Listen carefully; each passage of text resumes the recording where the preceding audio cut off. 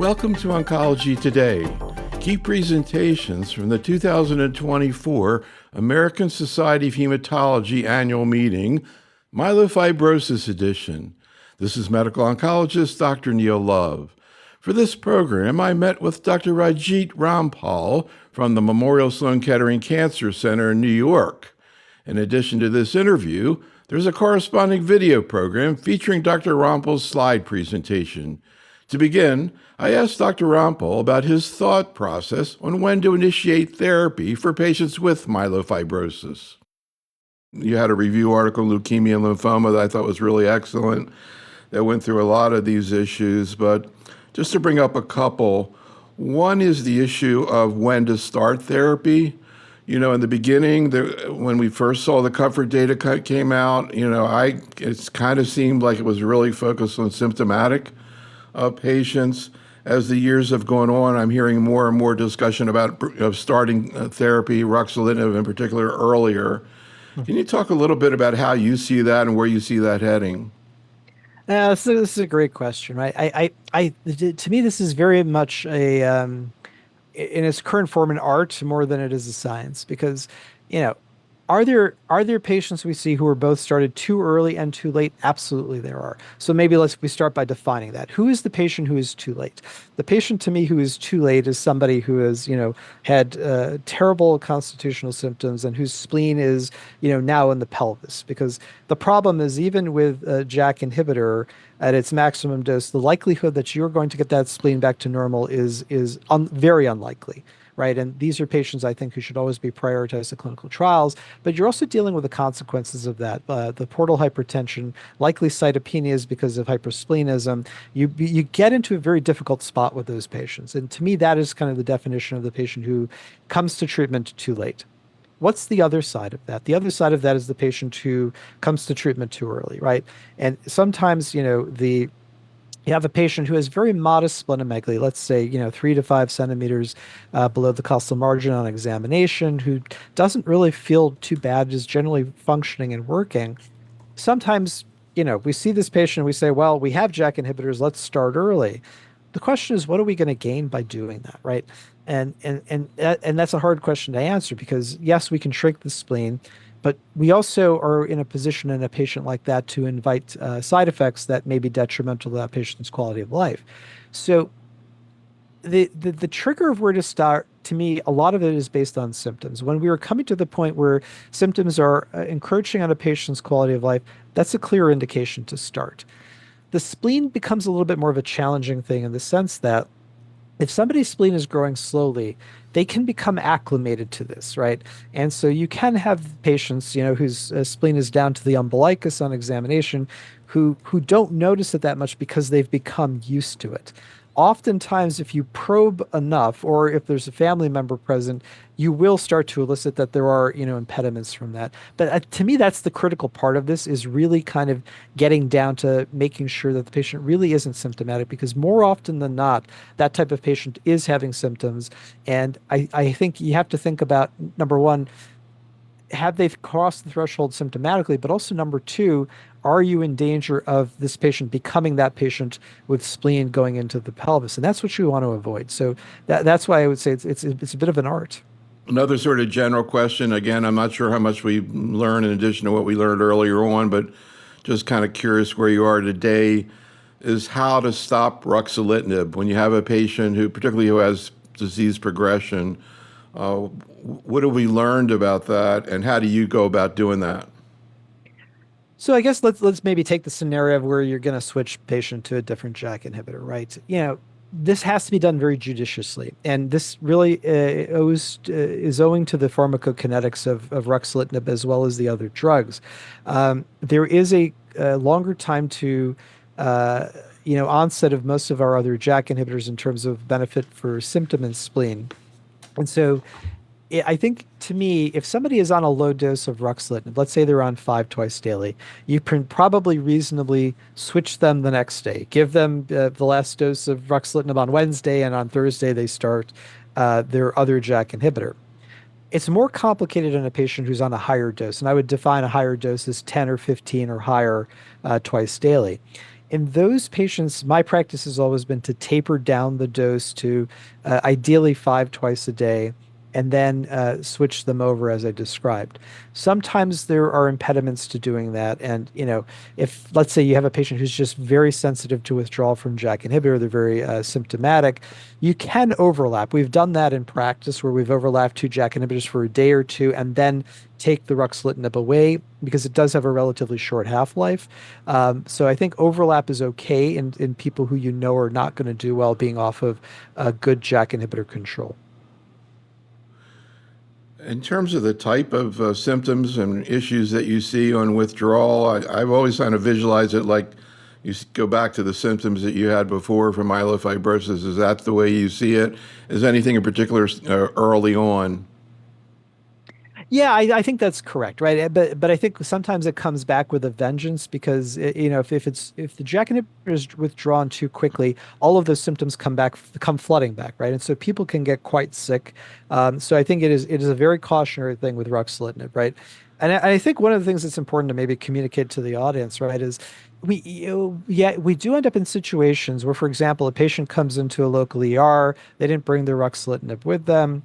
Now they're getting admitted for some unrelated cause. Now what do? They're not going to have the ruxolitinib, and that's a dangerous situation because that can be life-threatening, particularly if a patient has been on a high dose of JAK inhibitor. So it's always better to taper the JAK inhibitor regardless of what the next move is, whether it's taking them off for some reason or switching to another JAK inhibitor. But if that can't be done, then steroids are the saving grace. You can bridge people with a short burst of prednisone that will usually attenuate the risk. So another question, but just kind of curious, what's your vision about the pathophysiology of why you see splenomegaly and myelofibrosis? What exactly is going on? This is a fantastic question, right? So I think the current thought is that this is migration of both malignant and normal stem cells. And part of the proof of that is that if you take spleen tissue from a human with myelofibrosis and you implant that in a mouse, the mouse will get myelofibrosis. So this is a reservoir of stem cells. So there's a migration that occurs. Now, why does that occur? This is still a subject of investigation. I mean, obviously, spleen and liver are at least in utero, hematopoietic tissues, not so much in the adult, but is some of the I guess microenvironments still amenable to hematopoiesis? The answer is yes. So that may be the reason. Now, how and why exactly does that migration occur? That is, I think, less clear. Interesting. So a couple other questions of things I saw in your CV that we didn't talk about, but I was just really curious about. One, CDK4/6 inhibitor, let's see, abemaciclib in myelofibrosis. What's the thinking biologically, and what do we know about this? Yeah, great. A number of pathways are upregulated by the JAK-STAT pathway, and one in particular is cell cycle. So PIM kinases, of course, are part of the regulation of the cell cycle. They're upregulated, and as we just talked about, PIM kinase inhibitors have been studied by us in the lab as well as others, and now clinically, inhibitors are in clinical practice, in trials, and are showing efficacy. But the same thing is true of CDK4/6, which is clearly upregulated in myelofibrosis. And so we and others have tested this in mouse models of myelofibrosis with ruxolitinib and seen that there is a clear synergy between the drugs, that there is reductions in spleen size of mice, and there's actually a survival benefit in at least one study in mice. So that has led us to start a phase 1 trial of ruxolitinib and abemaciclib, one of the FDA-approved CDK4/6 inhibitors for metastatic breast cancer. And that trial is currently open and accruing, and our hope is that we will present the data at ASH this year. It's interesting you picked abema because the other two approved, palbo and ribo, cause neutropenia, and I don't even know whether that's a clue to what's going on with myelofibrosis, but why did you pick abema? I mean, part of the answer is a practical answer, right? This is the drug we had access to, but part of it is exactly what you described, which is there tends to be less cytopenias with abemaciclib, some more in the way of GI side effects, but that's kind of what we wanted to avoid, especially in combination with ruxolitinib. All right, so now to kind of get back into some of the papers that you were talking about, and particularly from the point of view of the general medical oncologist in a community-based practice. First, could you just talk a little bit more about the JUMP study? It sounds like, quote, a real-world study, which I always find interesting. Can you go over it and talk a little bit about what you think it means in terms of, day-to-day clinical practice?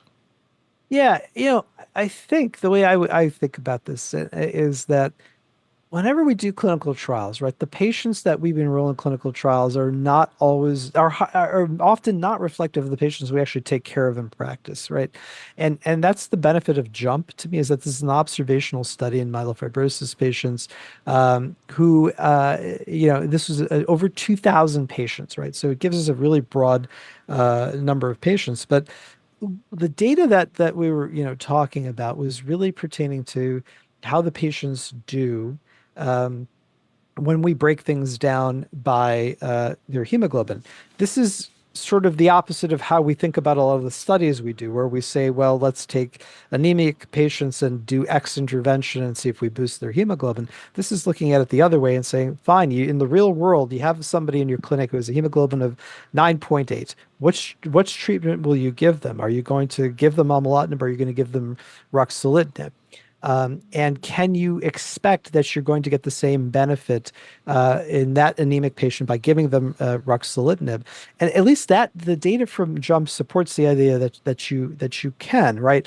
And that you can intervene with things like ESAs, which this is a very practical solution, right, in the real world to try to improve anemia. But the takeaway to me from that particular study was that yeah, you can actually manage people through this and get the clinical benefit. So it gives you more of it gives, I think, one more options when you think about treatment for patients with myelofibrosis, meaning that it's not that if you have anemia you must go on this drug. There's more nuance to it than that. And it kind of also leads into the question I hear a lot from oncologists, which is you start out ruxolitinib in somebody with a pretty decent hemoglobin and then it drops. Do you switch to momelotinib? So this is really important. This is really key. One of the things I've seen over and over is, for example, because we dose ruxolitinib by platelets. Let's say you have a patient whose hemoglobin is 9.8 at the outset, but their platelets are 200,000, right? So you put them on a high dose of ruxolitinib, and not unexpectedly, as you say, hemoglobin drops abruptly. The doc gets concerned and stops the ruxolitinib. And now you kind of end up in a vicious cycle of do you re-challenge? At what dose do you re-challenge? And I think that what JUMP and other studies that have historically been done in this setting say to us is that you can overcome anemia and you should try to overcome the anemia, especially early on, because the patient will still ultimately benefit from being on that on ruxolitinib in this case. But you have to think about bridging them through the anemia. And, one way to do it is, as, in the JUMP study, people got additional modalities to boost the hemoglobin. The other way to think about it is to gradually increase the dose. Don't go by the platelet count, but rather increase the dose from 5 to 10 to 15 to goal. To me, that's the strategy I often employ. But I think that's the real implication here. So it sounds like you try to, support the patient in terms of their anemia and keep them on ruxolitinib rather than switch necessarily. Yeah, exactly. If I can, right? Now there are some patients where this doesn't necessarily make sense, right? So somebody, let's say, who comes in hemoglobin is 7.8 and you're needing to start therapy. Obviously your window is not so big there to try to rescue that. And so in a patient like that, does momelotinib make much more sense to me? I think the answer to me is yes. And there's also practical concerns, right? I think this is something that my colleagues around the country, as I talk to people, you have to think about the practicalities of life. And if you've got a patient who is in a more rural setting, does it make more sense to treat that patient who has baseline anemia with a drug like momelotinib, where they're hopefully going to get that anemia benefit, or is this somebody who can realistically come in back and forth to the clinic and get transfused and get their blood counts checked, often? This is a practical reality. So I can't remember whether it was spleen or symptoms that momelotinib didn't do as well as ruxolitinib in the randomized trial. But do you think you see that clinically? Do you think it's maybe a little bit less effective than ruxolitinib? Yeah, exactly. So in Simplify 1, in the randomized phase 3 of ruxolitinib versus momelotinib, the drugs, momelotinib was non-inferior in terms of spleen size reduction, but momelotinib was not non-inferior in terms of symptoms, right? And my clinical experience has been that from constitutional symptoms, ruxolitinib still seems to be the drug that gives us the most bang for our buck. So, when choosing a JAK inhibitor, that plays into the equation. What's driving the decision to treat? So another question kind of related to this issue of anemia is the role of luspatercept in these patients. And also I saw you discussing a drug that sounds like has the same name or similar name, elritercept, that was presented at ASH. So what about these two drugs? Yeah, so I mean, so luspatercept has phase 2 data behind it in myelofibrosis, and it doesn't have NCC. It has NCCN designation, but doesn't have FDA approval for this. But it was studied both with and without ruxolitinib, and it seemed to have a higher response rate in combination with ruxolitinib. So it gives you another tool to use aside from an ESA, or in lieu of ESA if that's not an option. We've used it clinically quite a bit and have been. We've seen very favorable results. Uh, the elritercept data, as I alluded to, it kind of surprised, at least it surprised me, in the sense that there was spleen reduction also observed, and some symptom improvements. And again, it's rational in the sense that it's targeting TGF-beta signaling, which we know is a component of the pathogenesis of the disease. So I guess on some level it shouldn't surprise us, but this has not been something that has been a focus of these types of drugs like luspatercept in other studies. So I think that's very intriguing, actually. That was really interesting. Let's talk a little bit about BET inhibition. You provided some update on pelabresib as well as a newer agent. Can you just kind of review basically how these agents work, what kind of tolerability complications you see with them, and where you see it heading? Yeah. So the BET is involved in the regulation of a number of proteins, but it's heavily involved in the NF-kappa B pathway, which we have known for some time is involved in the pathogenesis of myelofibrosis. It's responsible for the production of a lot of the inflammatory cytokines that we see. Again, there are multiple proteins that have bromodomains, but targeting those as part of the pathogenesis of the disease makes rational sense. And again, this has been credentials on a preclinical level. The drugs were studied initially in Manifest, and these are Manifest trial, and that included patients who were untreated, so they were given it in combination with Rux, or people who had been treated with Rux and were given it as a single agent or as an add-on. And that data all looked good. People did have further spleen size response and symptom response, and in some cases an anemia response. So that really gave credence to this as a clinical investigational agent. So the current data shows us that you continue to see deepening of spleen response. Hemoglobin seems to be higher. Symptoms are trending in the right direction. What are the toxicities? There's no free lunch. We do see that there is a little bit more thrombocytopenia with a combination of the two drugs versus ruxolitinib, but there's less anemia, which is interesting. The one major side effect that we have seen is dysgeusia, but this dysgeusia that was observed is dose dependent. If you reduce the dose, it gets better.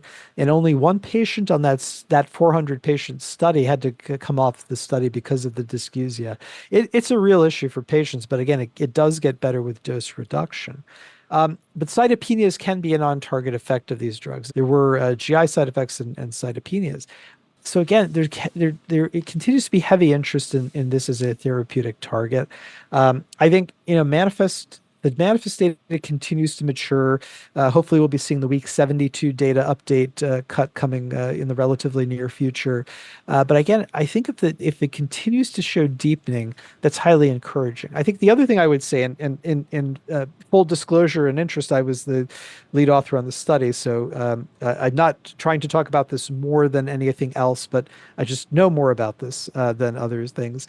Um, There were biological markers that improved. Fibrosis improved more with combination versus single agent. Inflammatory cytokines improved more with combination than single agent.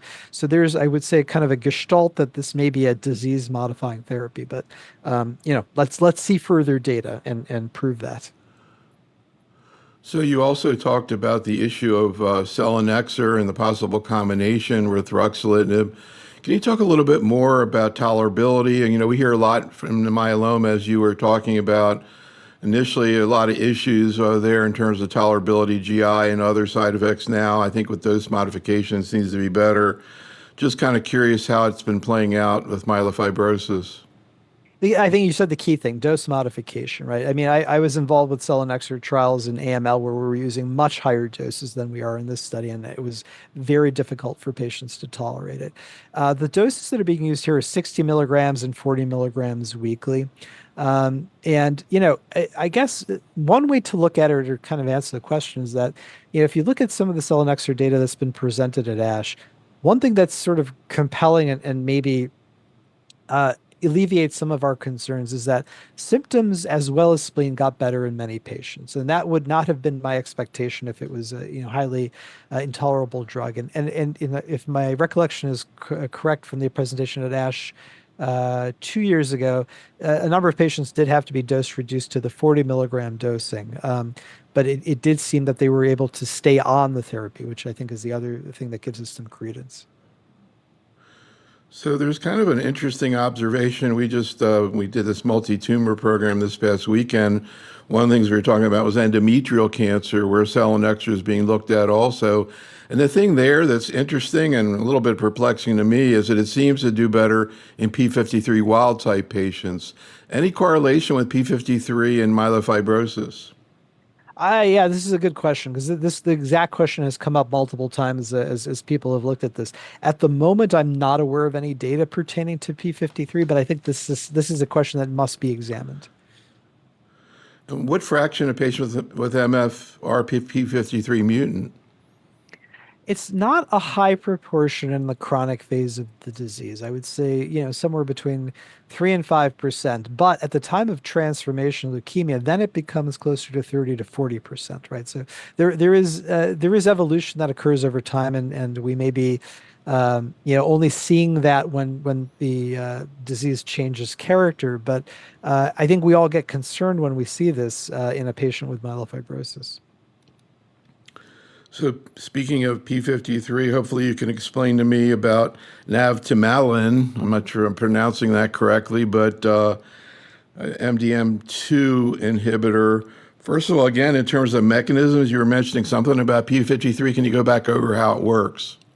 Yeah, exactly. So MDM2 on a protein level regulates expression of P53, meaning that when it is there, it reduces the amount of P53 protein.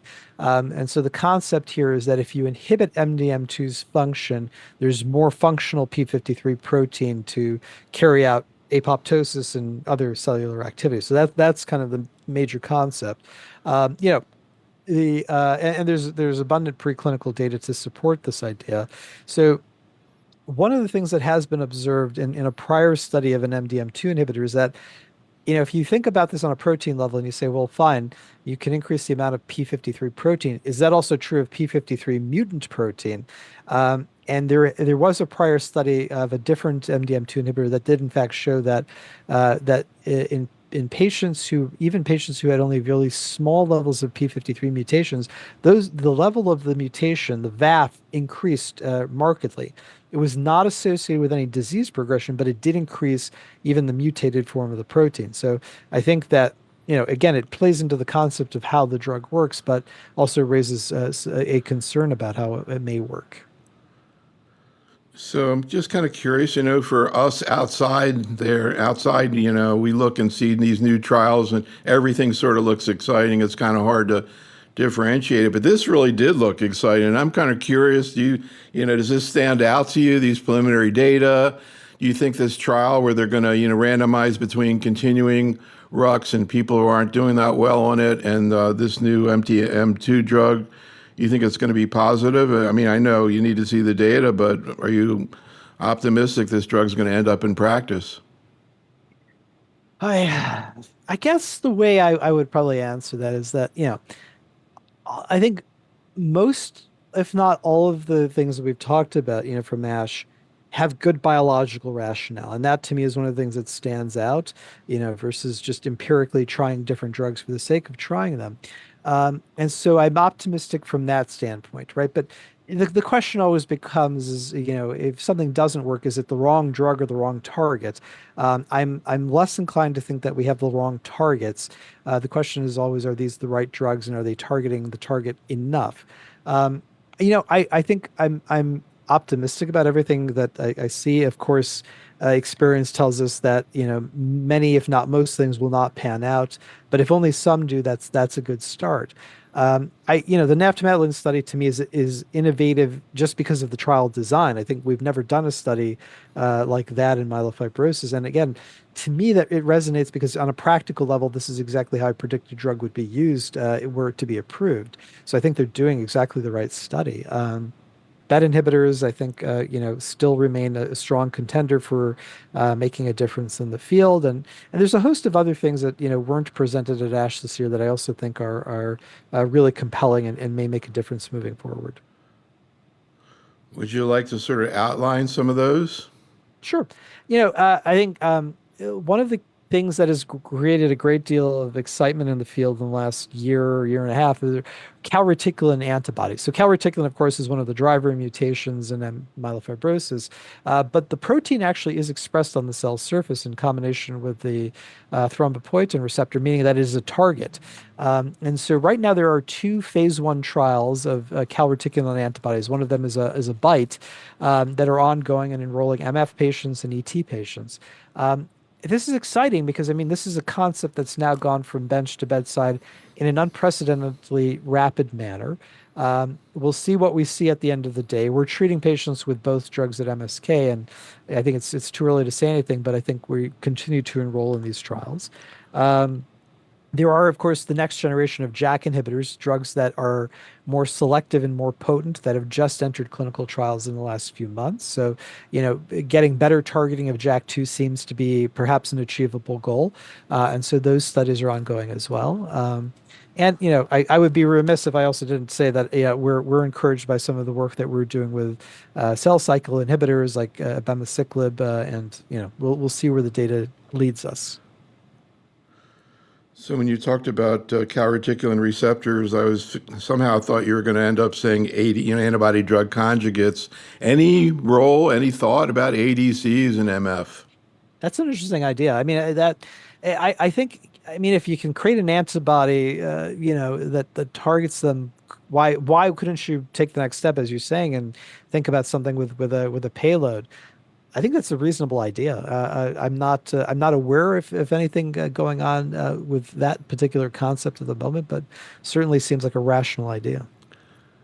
I mean, most of the ADCs out there now, and there may be some in the future that aren't, but most of them have payloads that are chemo. I mean, would chemo work if it was targeted in myelofibrosis? Right. That answers that raises another question. I mean, it's I don't think that there's a reason to think that it wouldn't. In terms of thinking about the biology of and the pathways involved in MPN, but it's a testable hypothesis, a reasonable one. So you also mentioned a paper from ASH of an agent, again, it was a letter and number agent. I think it began with CK. You described related to Tregs. Mhm. So can you talk a little bit about that and other strategies using it? I don't know if you call it immunotherapy, but T cell therapy. Yeah, so this was sort of a novel thing to me when I saw this presentation, right? So this is using a Tregs, and I have to be honest, I don't know too much about the background of this or where else it's being employed, but I mean, this is not something we've done in myelofibrosis as far as I know.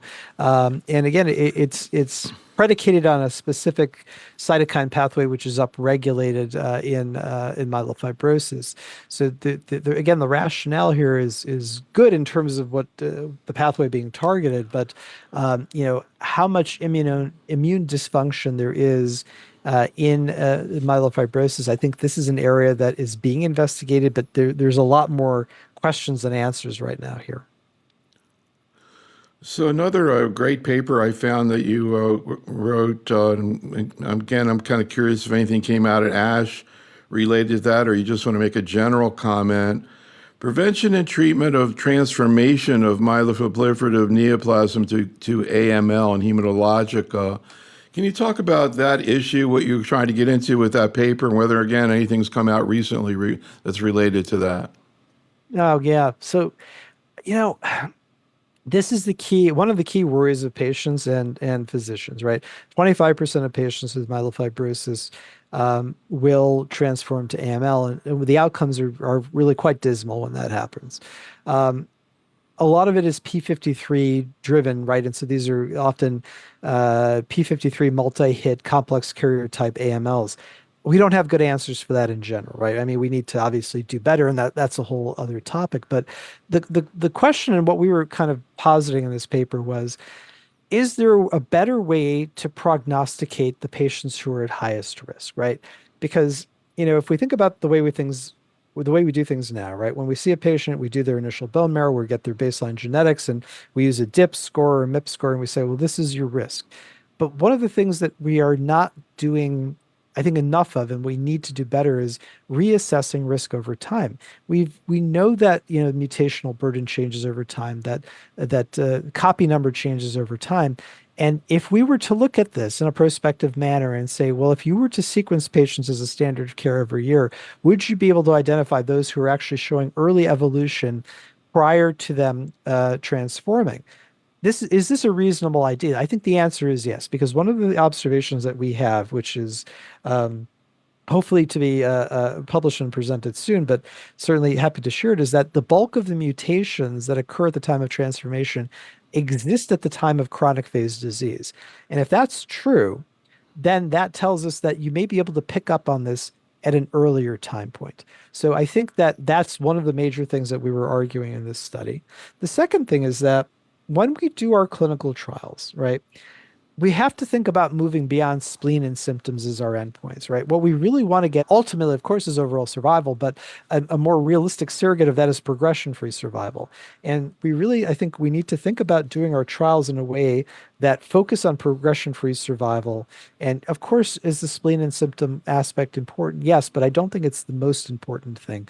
And really trying to do trials that are addressing PFS, that is part of the way we need to think about reducing the risk of patients transforming. For in terms of, picking up earlier signs of potential transformation, right now, clinically, is there anything you would do about it? In a patient who is a candidate, let's just say I saw, genomic evolution, right? I think I would be more inclined to transplant or refer to transplant because it's obvious that transplant certainly is curative in patients. But the question in transplant is sort of like the question you were asking about in JAK inhibitor. When do you transplant a patient? This is a hard question because it does come with an enormous risk. But, one of the conundrums we face is that patients come in with newly diagnosed MF, they're sick, they don't feel well. You put them on a JAK inhibitor, they feel much better, they're living their life. But then you look at their genetics and say, well, listen, you are actually high risk of transforming to AML. And the patient says, I feel good, I'm living my life. Why should I take this 20% chance of dying from a transplant? This is the difficulty, right? This is part of the difficulty.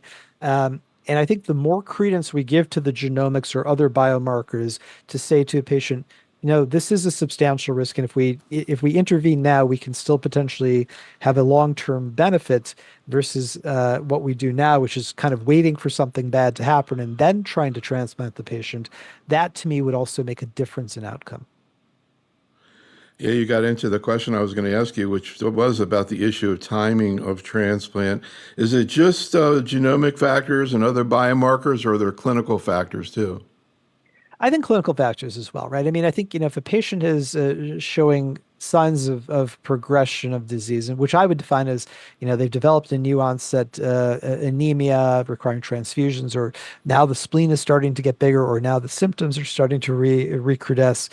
Those to me are all warning signs that we are going to lose response imminently.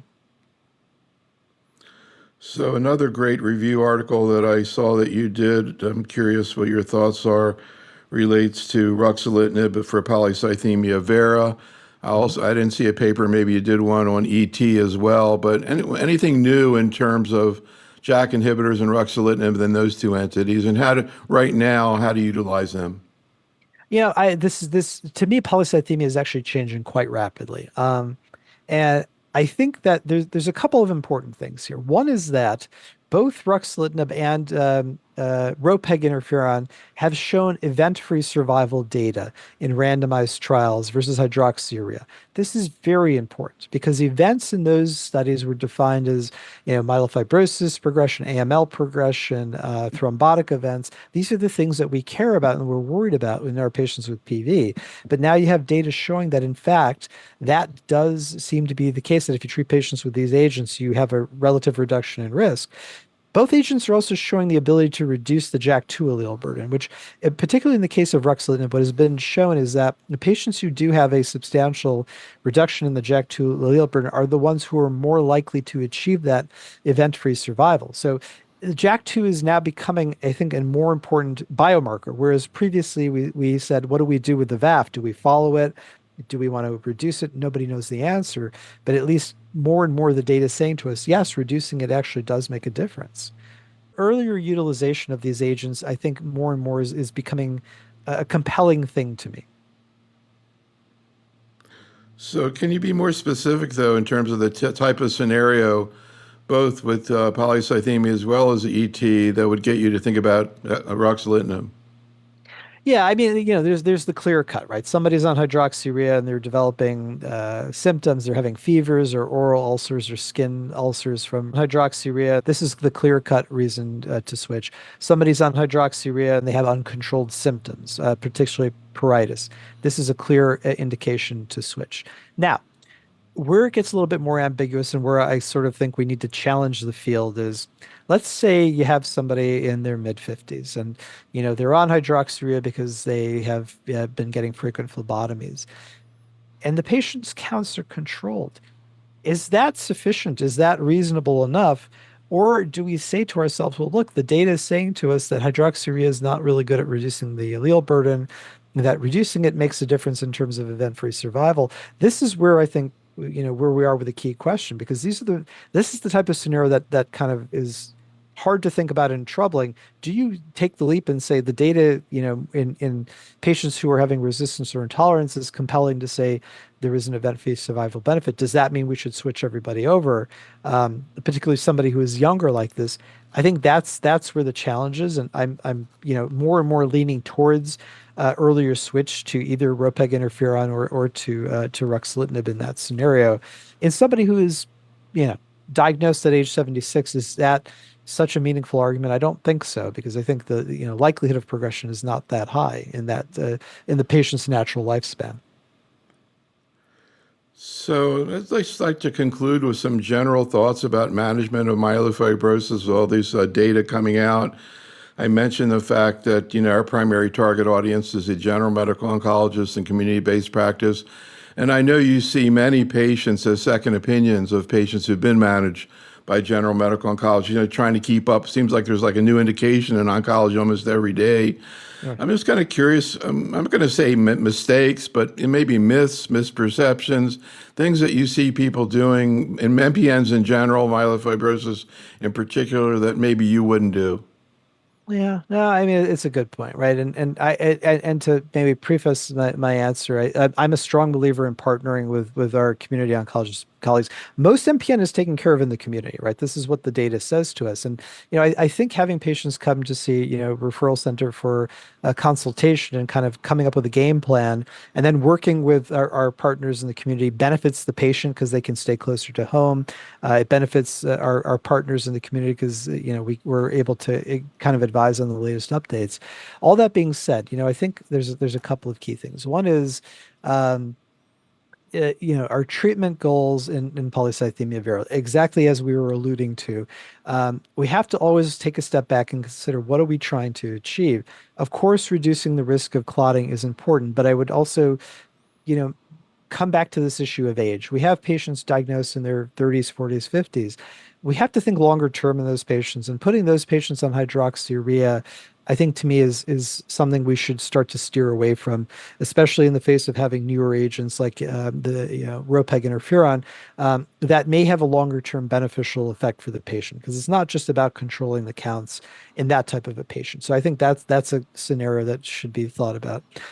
Second, I would go back to our earlier conversation about myelofibrosis, right? And thinking about too early versus too late. Like you have to, I think, have that in mind when you're treating a myelofibrosis patient. And I would extend that to the conversation about a stem cell transplant, that there is such a thing more often than not as too late or not even referring the patient. That I have seen quite a bit where that's not even become part of the conversation. And, as transplant outcomes have gotten better and transplanting techniques have gotten better, I think we should be a little bit more willing to refer people to stem cell transplant, even if they or the physician decide that that's not the right thing. Having that conversation makes a difference. So one final question or thought, I'd like to hear what your thoughts are. We did this multi-tumor thing this past weekend. We actually had a session there on myelofibrosis with Dr. Bose from MD Anderson and Dr. Kuykendall from Moffitt in South Florida. We also had a general medical oncologist on the panel. And we had a lot of fellows at that conference that were coming up to me saying hi, et cetera. And I was telling them, that I was thinking about people who were fellows or people who just came into oncology who didn't know what myelofibrosis was like before JAK inhibitors, before ruxolitinib. And the general oncologist was saying, yeah, when the COMFORT trials came out, I had like 7 or 8 patients who were like miserable, and I put them all on ruxolitinib. And I was just kind of curious what you were doing at that time. And to me, it was one of the most dramatic, moments in oncology when that drug was reported and we started to hear about these incredible clinical responses that were occurring. Any recollections or thought for people who weren't around then? It's an interesting thing because I was just at the tail of fellowship, when it was approved, but I'd seen patients in clinic before that, and it's sometimes it's kind of a regretful way of thinking, right? Because you do remember back to patients who just had massive splenomegaly who looked terrible. And would they have benefited if they had access to that drug? Yes, they would have, right? And that's just the nature of, what we do because we continue to make progress, right? You go back and you think about the patients who did suffer from the disease who could have benefited from modern therapies.